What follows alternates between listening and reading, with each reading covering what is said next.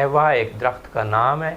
इसे बसिया लाटीफोलिया भी कहते हैं। मिजाज इसका गर्म और खुश्क है। मिकदार जो है इसकी 25 से 50 ग्राम तक इस्तेमाल कर सकते हैं। हलवा बनाने का आपको तरीका बताता हूँ। महवा का हलवा जो जिस्म की चुस्ती बढ़ाने के लिए, जिस्म को सेहतमंद रखने के लिए और फिट रखने के लिए बच्चे, बूढ़े, नौजवान सभी इस्तेमाल कर सकते हैं। उम्र के हर हिस्सा में ख़वातीन व हज़रात इस्तेमाल कर सकते हैं। महवा के फूल 1 चटांग पीस लीजिए और इसमें 30 ग्राम सूजी या गंदम का आटा मिला लीजिए और 3 टेबलस्पून गाय का घी लेकर इसको बिरयां कीजिए।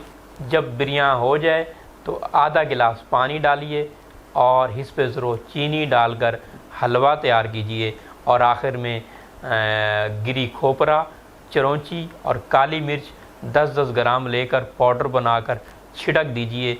बहुत ही मुकव्वी असाब है ये हलवा। दूध के साथ भी ले सकते हैं और वैसे भी चाहें तो आप ले सकते हैं।